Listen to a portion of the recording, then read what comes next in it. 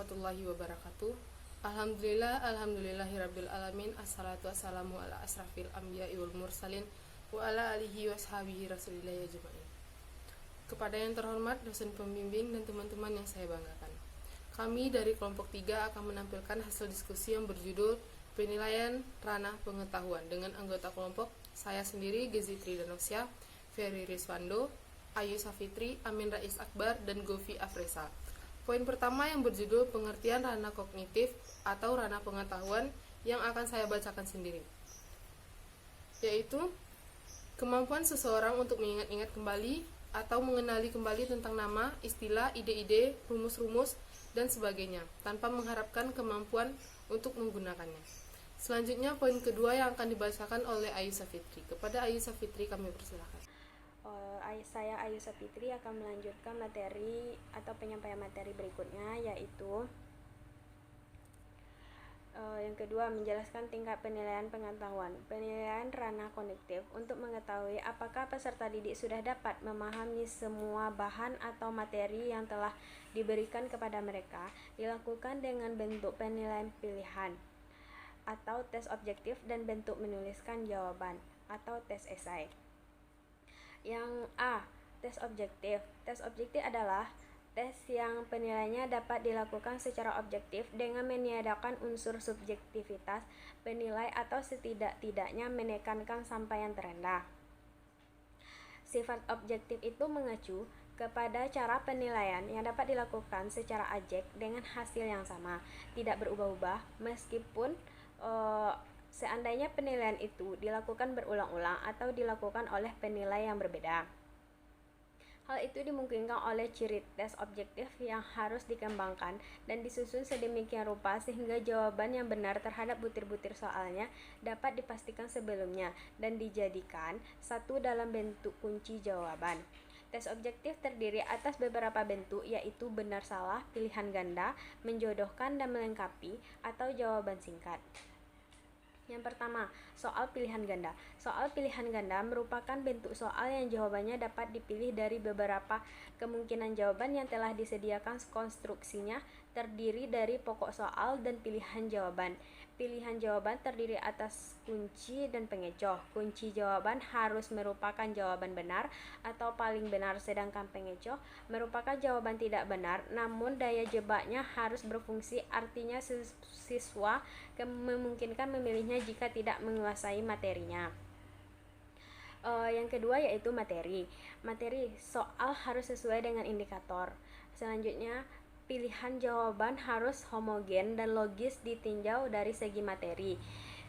Setiap soal harus mempunyai satu jawaban yang benar atau yang paling benar.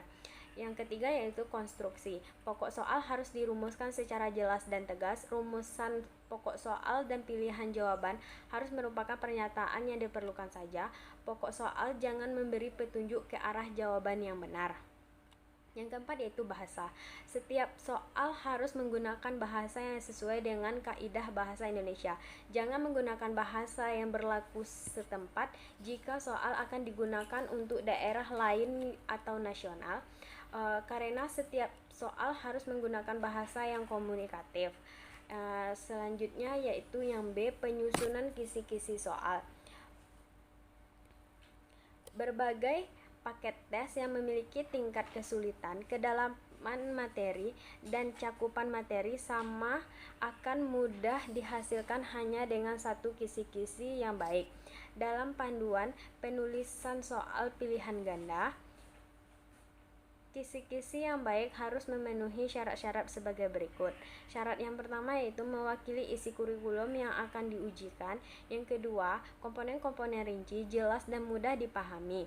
Yang ketiga, soal-soalnya dapat dibuat sesuai dengan indikator dan bentuk soal yang ditetapkan. Selanjutnya itu aspek-aspek yang harus diperhatikan dalam penyusunan kisi-kisi. Yang pertama yaitu urgensi. Secara teoritas, materi yang akan diujikan mutlak harus dikuasai siswa. Yang kedua, relevansi. Materi yang dipilih sangat diperlukan untuk mempelajari atau memahami bidang lain. Yang ketiga yaitu kontinuitas. Materi yang dipilih merupakan materi lanjutan atau pengalaman materi dari yang sebelumnya pernah dipelajari dalam jenjang yang sama maupun antar jenjang. Yang keempat yaitu kontekstual. Materi memiliki daya terap dan nilai guna yang tinggi dalam kehidupan sehari-hari. Baiklah, itulah yang saya sampaikan. Saya kembalikan ke moderator. C. Benar atau salah, true false or yes no. Bentuk soal benar atau salah adalah pernyataan yang mengandung dua kemungkinan, yaitu benar atau salah. Salah satu fungsi bentuk soal benar atau salah adalah untuk mengukur kemampuan peserta didik dalam membedakan fakta dengan pendapat. D. Menjodohkan.